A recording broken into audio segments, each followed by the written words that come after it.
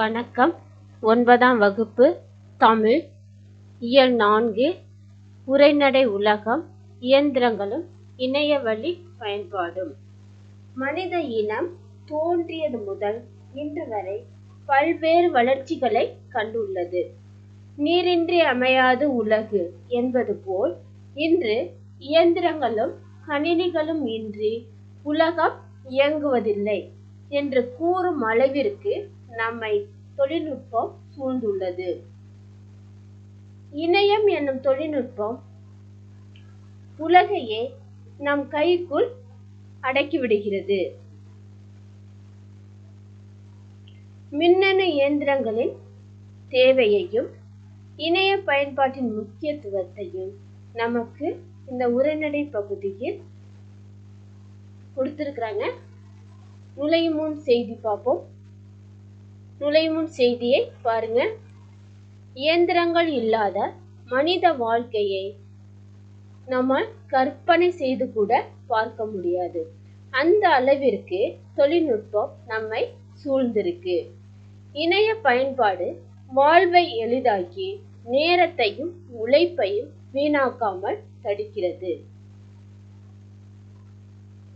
இணைய பயன்பாட்டின் மூலம் பல நன்மைகளும் சில தீமைகளும் மாற்றங்களும் முன்னேற்றங்களும் நம்மை நோக்கி பயணிக்க செய்கின்றன.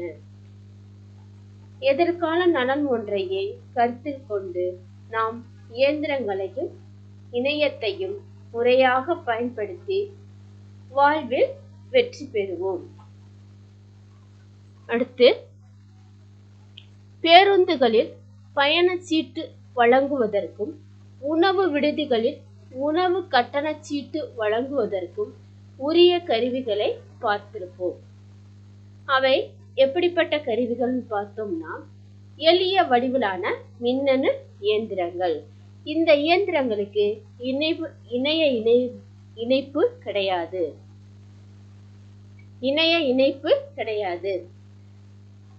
அந்தந்த நிறுவனத்தின் தேவைக்கென்று மட்டுமே வடிவமைக்கப்பட்டவை இந்த இயந்திரங்கள். இவற்றை போன்று பல இயந்திரங்களை அன்றாட பயன்படுத்தக்கூடிய காலத்தில் நாம் வாழ்ந்து கொண்டிருக்கிறோம்.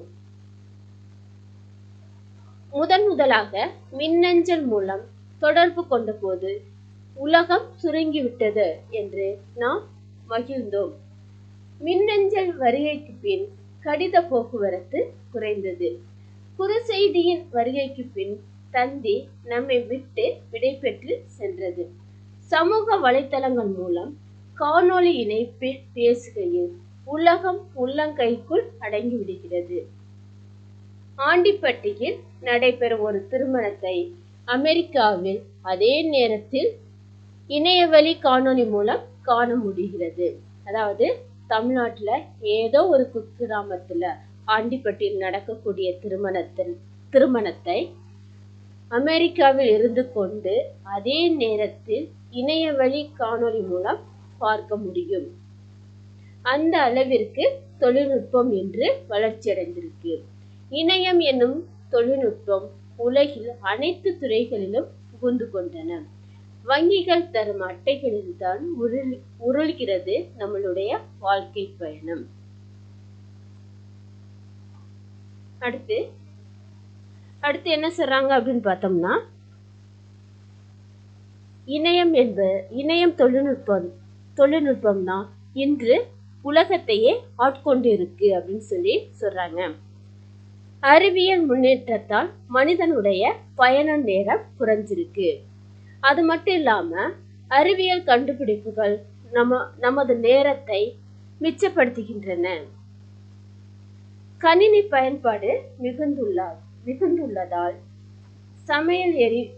சமையல் எரிவாயு பதிவு செய்வது, மின் கட்டணம் செலுத்துவது, பயணத்திற்கு முன்பதிவு செய்வது போன்ற செயல்களுக்கு நேரில் சென்று வரிசையில் நிற்பது குறைந்துள்ளது. எதற்கெல்லாம் வரிசையில் நிற்பது குறைந்துள்ளது அப்படின்னு பார்த்தோம் அப்படின்னா, சமையல் எரிவாயு பதிவு செய்வது, மின் கட்டணம் செலுத்துவது, பயணத்திற்கு முன்பதிவு செய்வது இந்த செயல்களுக்கு நேரில் சென்று வரிசையில் நிற்பது குறைந்துள்ளது. ஏன் குறைந்துள்ளது அப்படின்னு பார்த்தோம்னா, கணினி பயன்பாடு அதிகமாக உள்ளதால் நேரில் சென்று நீண்ட வரிசையில் நிற்பது குறைந்துள்ளது. அது மட்டும் இல்லாம அங்காடிகளுக்கு சென்று பொருட்களை வாங்குவதும் கூட இணைய வழியில் தொடங்கிவிட்டது. இணையத்தில் இன்று குண்டூசி முதல் கணினி வரை எல்லா பொருட்களும் கிடைக்கின்றன. அது மட்டும் இல்லாம என்ன சொல்றாங்கன்னு பார்த்தோம் அப்படின்னா, தெருவுக்கு தெரு தான் இயக்க பண இயந்திரமும், கடைக்கு கடை அட்டைகள் பயன்படுத்தும் இயந்திரமும் புழக்கத்திற்கு வந்துவிட்டன. தெருவுக்கு தெரு தானியக்க பண இயந்திரம் இருக்கு, கடைக்கு கடை வங்கி அட்டைகள் பயன்படுத்தும் இயந்திரமும் உள்ளது அப்படின்னு சொல்லி சொல்றாங்க. இந்த இயந்திரங்களுக்கு பின்னால் எது இருக்கு அப்படின்னு பார்த்தோம்னா, கணினி யுகத்தின் கண்ணுக்கு தெரியாத இணைய வலை தான் இருக்கு.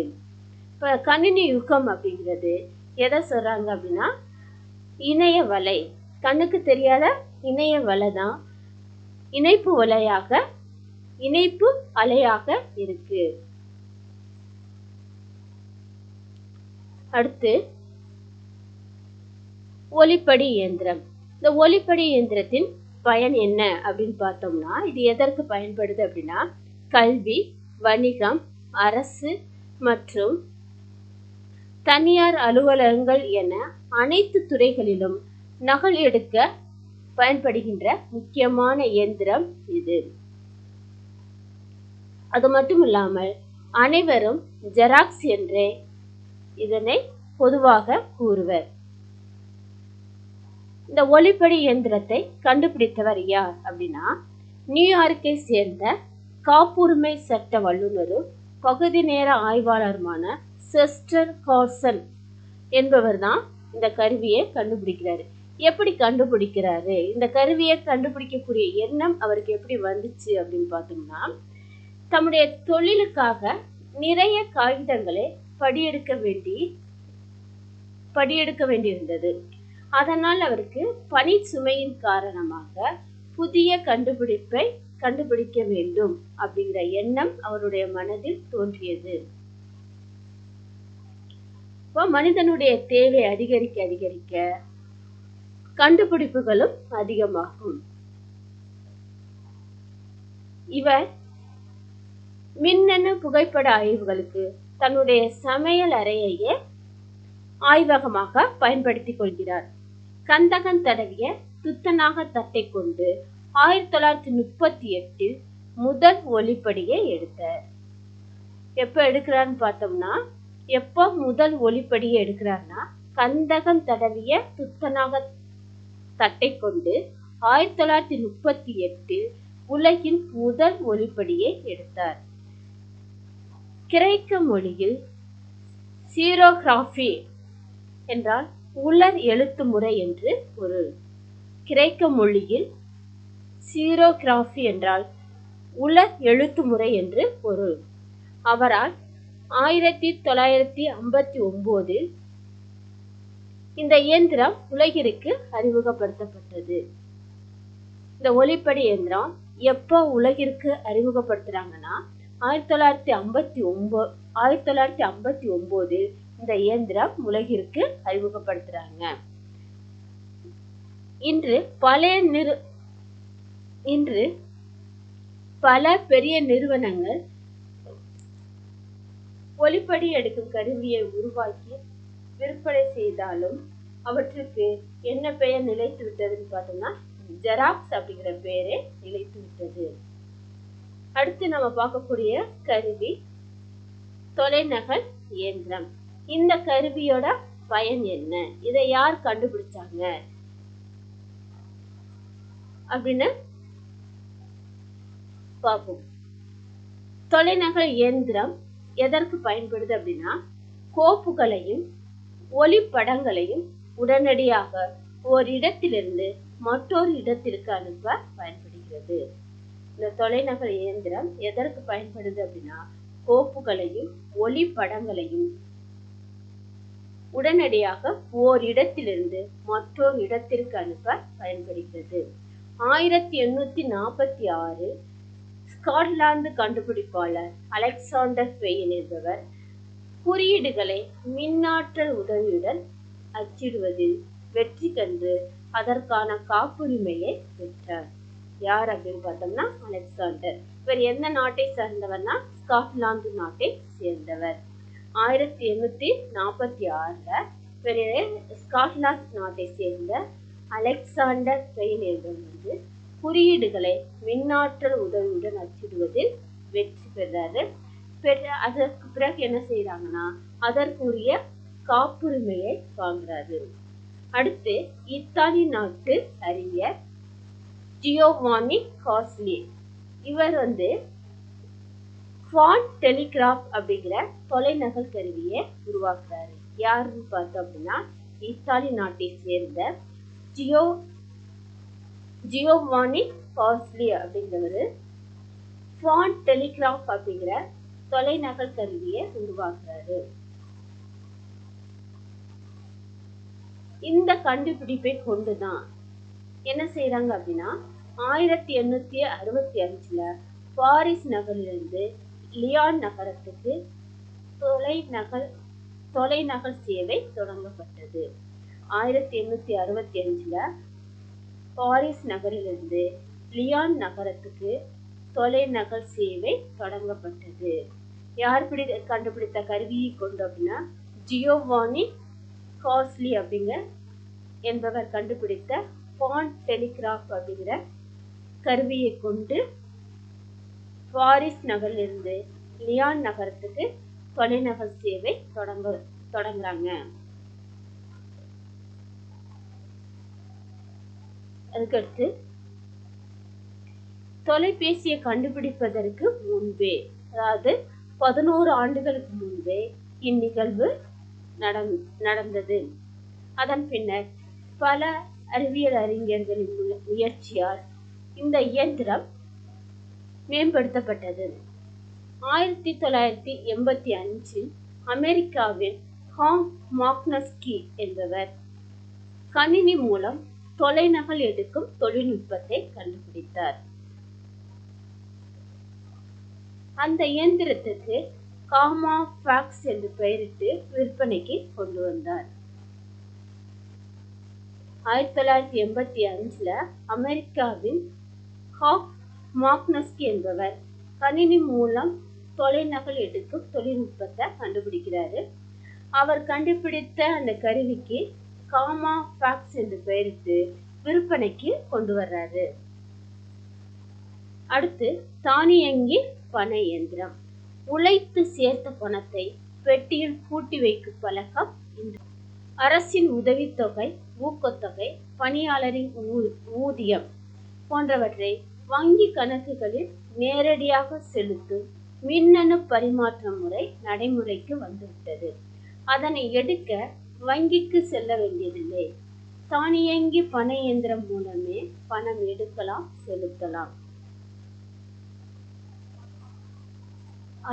அரசின் உதவித்தொகை, ஊக்கத்தொகை, பணியாளரின் ஊதியம் போன்றவை வங்கி கணக்குகளில் நேரடியாக செலுத்தும் மின்னணு பரிமாற்ற முறை நடைமுறைக்கு வந்துவிட்டது. அதனை எடுப்பதற்கு, பணத்தை எடுப்பதற்கு வங்கிக்கு செல்ல வேண்டியதில்லை. தானியங்கி பண இயந்திரம் மூலமே நாம் பணத்தை எடுக்கலாம், பணத்தை செலுத்தலாம். வங்கிக்கு செல்லணும் அப்படிங்கிற தேவை கிடையாது. இங்கிலாந்து நாட்டை சேர்ந்த ஜான் செப்பர்ட் ஃபாரன் என்பவர் தலைமையில் குழு ஒன்று பார்க்லேஸ் வங்கிக்காக லண்டனில் 1967 ஜூன் 27 தானியக்க பண இயந்திரத்தை நிறுவியது. இங்கிலாந்தை சேர்ந்த ஜான் செப்பர்ட் ஃபாரன் என்பவர் தலைமையில் குழு ஒன்று பார்க்லேஸ் வங்கிக்காக லண்டனில் 1967 ஜூன் 27 தானியக்க பண இயந்திரத்தை நிறுவியது. அப்போது எல்லாம் வங்கி அட்டை கிடையாது. வங்கியில் கொடுக்கப்படும் காசோலையை கொண்டுதான் பணம் எடுக்கப்பட்டது. அந்த காசோலையில் உள்ள குறியீடுகளை இயந்திரம் படித்து புரிந்து கொண்டு பணத்தை தரும். பின்னர் வாடிக்கையாளரின் 6 இலக்க கடவுச்சொல் தருமாறு மேம்படுத்தப்பட்டது. வங்கி அட்டையெல்லாம் அப்போது கிடையாது. வங்கியில் வழங்கக்கூடிய காசோலையை கொண்டுதான் பணம் எடுக்கிறாங்க. அந்த காசோலையில் உள்ள குறியீடுகளை இயந்திரம் படித்து புரிந்து கொண்டு பணத்தை தள்ளும். பின்னர் என்ன செய்யறாங்கன்னு பார்த்தோம்னா, பின்னர் வாடிக்கையாளரின் 6 இலக்க கடவுச்சொல் தருமாறு மேம்படுத்துறாங்க. இந்த காசோலைகளை ஒரே ஒரு முறை மட்டும்தான் பயன்படுத்த முடியும். பணம் எடுக்கும்போது காசோலை இயந்திரத்துக்கு உள்ளேயே போய்விடும். பின்னர் என்ன செய்யறாங்கன்னா, வங்கிகளின் அட்டைகளில் தனிப்பட்ட அடையாள எண்ணை உருவாக்கி தானியக்க பண இயந்திரத்தில் பயன்படுத்த தொடங்கினர். பின்னர் வங்கிகளின் அட்டைகளில் தனிப்பட்ட அடையாள எண்ணை உருவாக்குறாங்க. இத தானியக்க பண இயந்திரத்தில் பயன்படுத்த தொடங்குறாங்க. இன்று உலகெங்கும் பரவியுள்ள தானியங்கி இயந்திரம் பல வசதிகளுடன் செயல்பட்டு வருது. வங்கி அட்டையே இல்லாமல் அலைபேசி எண் மற்றும் வங்கி கணக்கு எண் ஆகியவற்றை பயன்படுத்தி பணம் எடுக்கும் முறை வந்துவிட்டது. வங்கி அட்டையே இல்லாமல் அலைபேசி எண் மற்றும் வங்கி கணக்கு எண் இவற்றை பயன்படுத்தி பணம் செலுத்தும் முறை நடைமுறையில் உள்ளது. அது மட்டும் இல்லாம வங்கிக்கு செல்வது பெருமளவு குறைந்துவிட்டது. மக்கள் வங்கிக்கு சென்று பணம் எடுப்பது பெருமளவு குறைந்துவிட்டது. ஆனாலும் பெருகி வரும் இணைய பயன்பாட்டின் காரணமாகவும் பணமற்ற வணிக முறை அனைத்து இடங்களிலும் நடைமுறைப்படுத்துவதன் காரணமாகவும் இந்த தானியக்க பண இயந்திரத்தின் பங்கு எதிர்காலத்தில் குறைந்துவிடக் கூடும், அதற்கான வாய்ப்பு இருக்கு அப்படின்னு சொல்லி சொல்றாங்க. ஏன் அப்படி குறைந்துவிடும் அப்படின்னு சொல்றாங்கன்னா, இணைய பயன்பாடு பெருகி வருது. அது மட்டும் இல்லாம பணமற்ற வணிக முறை அனைத்து இடங்களிலும் நடைமுறைப்படுத்துவதன் மூலமும் இந்த இயந்திரத்தின் பங்கு எதிர்காலத்தில் குறைந்துவிடக்கூடும் அப்படின்னு சொல்லி சொல்றாங்க. அடுத்து நம்ம பார்க்கக்கூடிய கருவி அட்டை தேப்பி இயந்திரம். இந்த அட்டை தேப்பி இயந்திரத்தின் பயன் என்ன, இதனுடைய வேறு பெயர் என்ன அப்படின்னு பார்ப்போம்.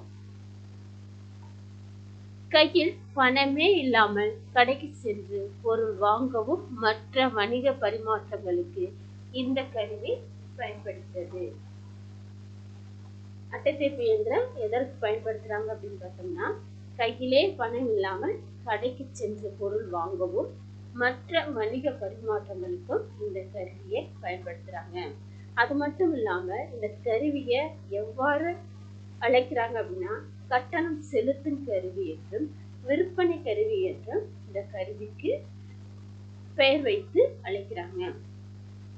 அடுத்து இந்த இயந்திரத்தில் வங்கி அட்டையின் காந்தப்பட்டு இருக்கும் பகுதியை தேய்க்கும் பொழுது வாடிக்கையாளரின் விவரங்கள் இணைய தொடர்பின் மூலம் வங்கி கணினிக்கு செல்கிறது.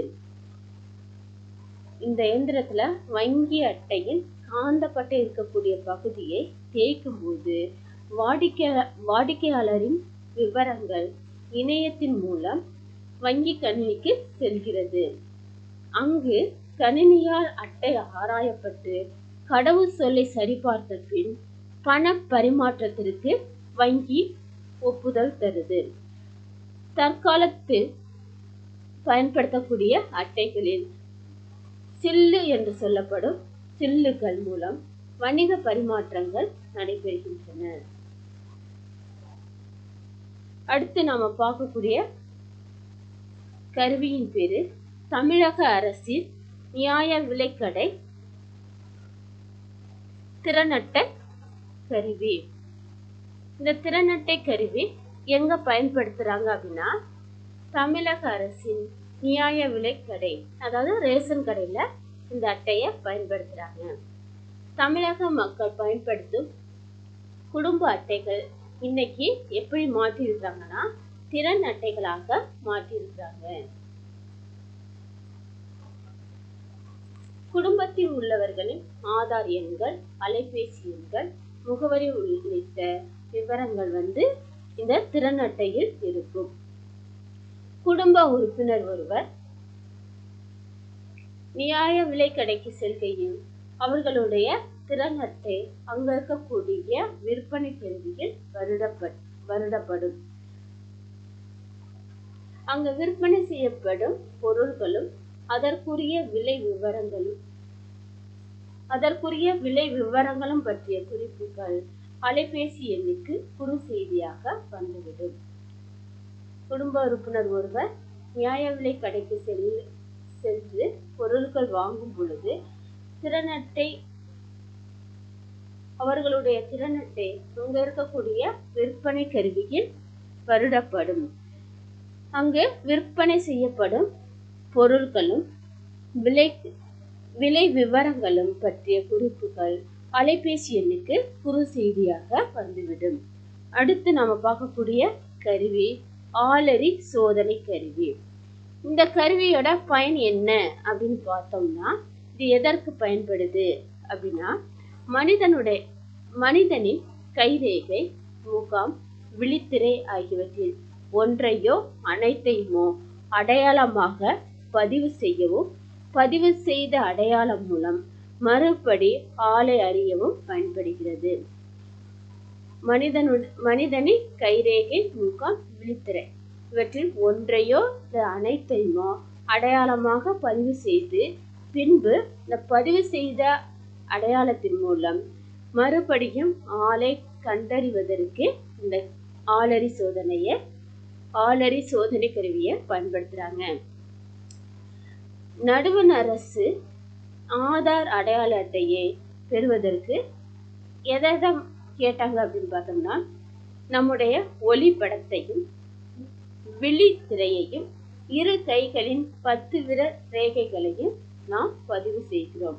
எதை வாங்குவதற்குனா, ஆதார் அடையாள அட்டையை பெறுவதற்கு நம்மளுடைய ஒளிப்படத்தையும் விழித்திரையையும் இரு கைகளின் 10 விரல்களின் ரேகையையும் பதிவு செய்கிறோம். அதன் பின் தான் நமக்கு இந்த ஆதார் அட்டையே கிடைக்கிறது.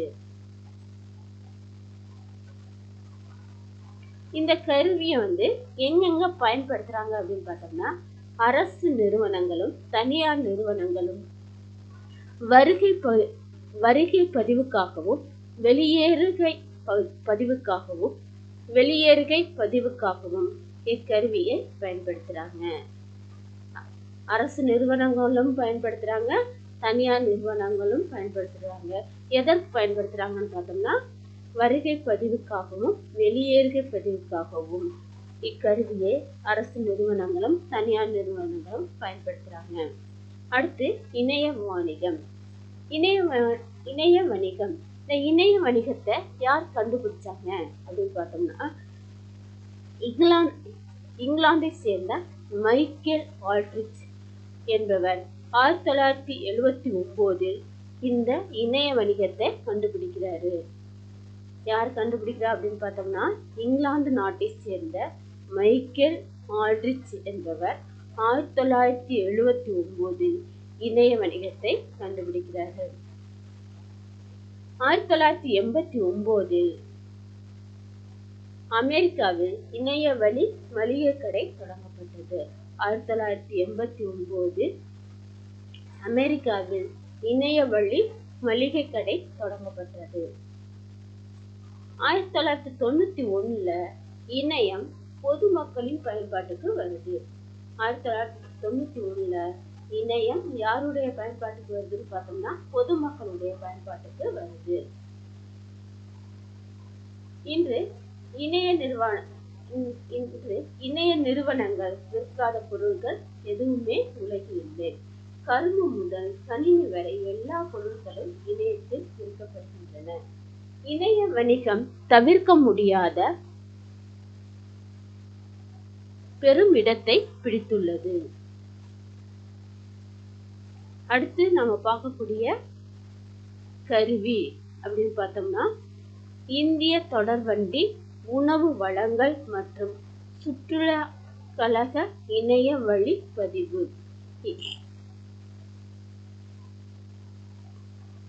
இந்திய தொடர்வண்டி உணவு வழங்கல் மற்றும் சுற்றுலா கழக இணைய வழி பதிவு. மக்கள் தொகை மிகுந்த நாடு இந்தியா. மக்கள் தொகையில 2வது இடத்துல நம்ம நாடு இருக்கு. முதல் இடம் சீனா இருக்கு. இந்த மக்கள் தொகை மிகுந்த இந்தியா போன்ற நாடுகள்ல வரிசையில் நிற்பது நேரம் வீணடிப்பு.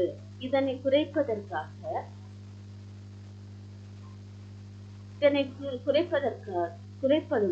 இருந்த இடத்திலிருந்து பயணச்சீட்டு எடுப்பதை எளிமையாக்கிய மிகப்பெரிய இந்திய நிறுவனம் எது அப்படின்னா இந்திய தொடர்வண்டி உணவு வழங்கல் மற்றும் சுற்றுலா கழகம்.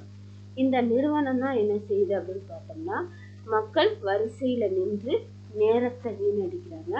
இதனை குறைப்பதற்காக இருந்த இடத்திலிருந்து பயணச்சீட்டு எடுப்பதை எளிமையாக்கிய மிகப்பெரிய இந்திய நிறுவனம் இந்திய தொடர்வண்டி உணவு வழங்கல் மற்றும் சுற்றுலா கழகம். இது பயணச்சீட்டு வழங்குவதையும் சுற்றுலாவுக்கு ஏற்பாடு செய்வதையும் திறம்பட செய்து வருகிறது. இதனை இணையதளத்தில் பதிவு செய்வது மிகவும் எளிது.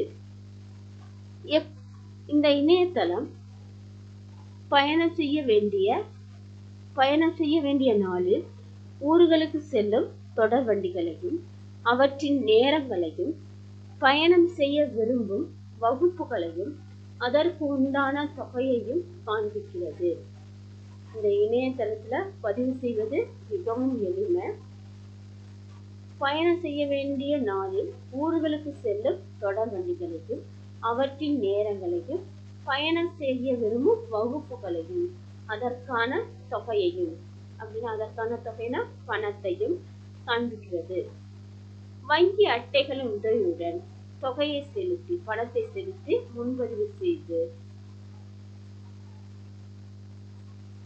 வங்கிகளின் அட்டைகளின் உதவியுடன் தொகையை செலுத்தி முன்பதிவு செய்து கொண்டால் மின்னஞ்சலில் பயணச்சீட்டு வந்துவிடும். உடனே நமது அலைபேசி எண்ணுக்கு ஒரு குறுஞ்செய்தியும் வந்துவிடும். பயணத்தின் போது குறுஞ்செய்தியையும் நமது அடையாள அட்டையும் காண்பித்தாலே போதும். பயணம் தேவையில்லை அப்படின்னா பயணச்சீட்டை நீக்கம் செய்வதையும் இந்த தளத்திலேயே நம்ம நீக்கம் செய்து கொள்ளலாம். பயணம் தேவையில்லை எனில் பயணச்சீட்டை நீக்கம் செய்வதையும் இந்த தளத்திலேயே நாம் செய்து கொள்ளலாம் அப்படின்னு சொல்லி சொல்றாங்க. அடுத்து என்ன சொல்றாங்கன்னா இணைய பயன்பாடு. இந்த இணையம் எதற்கெல்லாம் பயன்படுது அப்படின்னு சொல்லி சொல்றாங்க. தற்காலத்துல பேருந்து முன்பதிவு, வானூர்தி முன்பதிவு, தங்கு விடுதிகள் முன்பதிவு ஆகியவற்றை இணையம் மூலமாகவே நாம் பதிவு செய்து கொள்ளலாம் அப்படின்னு சொல்றாங்க. இதனால பலருக்கு வேலை வாய்ப்பு கிடைக்குது அப்படின்னு சொல்லி சொல்றாங்க. பெருநகரங்கள்ல திரைப்படங்களின் இருக்கைகள் முன்பதிவு செய்வது கூட இணையம் மூலம்தான் நடைபெறுகின்றது அப்படின்னு சொல்லி சொல்றாங்க. எது பெருநகரங்கள்ல திரைப்படங்களின் இருக்கைகள் முன்பதிவு செய்வது கூட இணையம் மூலம் நடைபெறுகின்றது.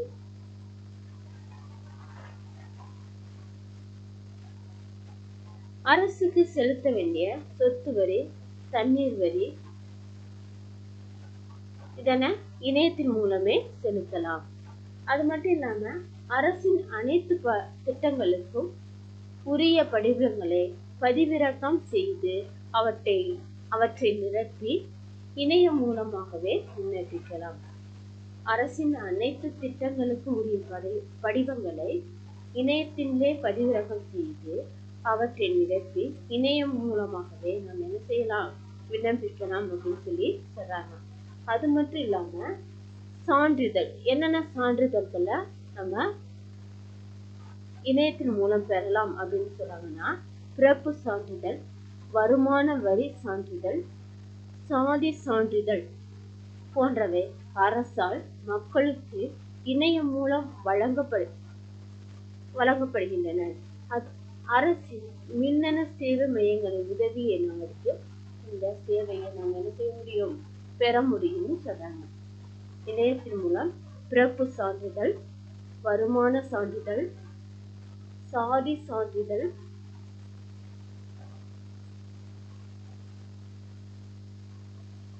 போன்றவை அரசால் மக்களுக்கு இணையம் மூலம் வழங்கப்படுகின்றன. அது மட்டும் இல்லாம அரசின் மின்னணு சேவை மையங்களின் உதவியை நாடியும் இந்த சேவையை பெற்றுக்கொள்ளலாம் அப்படின்னு சொல்லி சொல்றாங்க. அடுத்து, நடுவண் அரசு, மாநில அரசும் பள்ளி மாணவர்களுக்கு கல்வி உதவித்தொகை வழங்குவதற்காக ஆண்டுதோறும் பல போட்டிகளை நடத்துறாங்க. ஆண்டுதோறும் பல போட்டித் தேர்வுகளை நடத்துறாங்க. 10ஆம் வகுப்பு மாணவர்களுக்கு தேசிய திறனறிவு தேர்வு நடத்துறாங்க. 8ஆம் வகுப்பு மாணவர்களுக்கு தேசிய திறனறிவு தேர்வு மற்றும் கல்வி உதவித்தொகை தேர்வை நடத்துறாங்க. அதுக்கடுத்து கிராமப்புற பள்ளிகளில் படிக்கும் 9ஆம் வகுப்பு மாணவர்களுக்கு ஊரக திறனறிவு தேர்வு நடத்துறாங்க. இந்த எல்லா தேர்வுகளுமே நடுவண் அரசும் மாநில அரசும் பள்ளி மாணவர்களுக்கு கல்வி உதவித்தொகை வழங்குவதற்காக ஆண்டுதோறும் இவ்வாறு பல போட்டித் தேர்வுகளை நடத்துறாங்க. அவற்றில் கலந்து கொள்ள விரும்பும் மாணவர்கள் தாங்கள் படிக்கக்கூடிய பள்ளிகளிலேயே இணையத்தின் மூலம் விண்ணப்பிக்கலாம் அப்படின்னு சொல்லி சொல்றாங்க. அடுத்து, பள்ளி கல்வி முடித்த மாணவர்கள் கல்லூரிகளுக்கு இணையம் வழியாக விண்ணப்பிக்கலாம். பள்ளி கல்வி முடித்த மாணவர்கள் கல்லூரிகளுக்கு இணையம் வழியாக விண்ணப்பிக்கலாம் அப்படின்னு சொல்றாங்க. பள்ளி கட்டணம், கல்லூரி கட்டணம் ஆகியவற்றை இணையம் மூலமாகவே செலுத்த முடியும். பள்ளி கட்டணம், கல்லூரி கட்டணம், தேர்வு கட்டணம் இது எல்லாமே இணையம் மூலமாக செலுத்தலாம் அப்படின்னு சொல்லி சொல்றாங்க. அது மட்டும் இல்லாம தேர்வு அறை அடையாள சீட்டை இணையத்தின் மூலம் பதிவிறக்கம் செய்து கொள்ளலாம். அது மட்டும் இல்லாம தமிழ்நாடு அரசு பணியாளர் தேர்வாணையம் நடத்தும் தேர்வுகளுக்கு இணையம் மூலமே விண்ணப்பிக்கலாம். 12வது முடித்த மாணவர்கள் பல்வேறு தொழிற்கல்வி நுழைவுத் தேர்வுகளுக்கு இணையத்திலேயே விண்ணப்பிக்கின்றனர். 12வது முடித்த மாணவர்கள் பல்வேறு தொழிற்கல்வி கற்பதற்கு நுழைவுத் தேர்வுகளுக்கு இணையத்திலேயே விண்ணப்பிக்கின்றனர். மனிதனின் தேவைகள் பெருக பெருக கண்டுபிடிப்புகளும் பெருகின. நேரத்தையும் தூரத்தையும் சுருக்குவதில் மனிதன் வெற்றி பெற்றான். நீரின்றி அமையாது உலகு என்பது போல இன்று இயந்திரங்களும் கணினிகளும் இன்றி உலகம் இயங்குவதில்லை. இணைய பயன்பாட்டில் பல நன்மைகளும் சில தீமைகளும் மாற்றங்களும் முன்னேற்றங்களும் உள்ளன. எதிர்கால நலன் ஒன்றையே கருத்தில் கொண்டு இயந்திரங்களையும் இணையத்தையும் முறையாக பயன்படுத்தி நாம் வாழ்வில் ஏற்றம் பெறுவோம். நன்றி.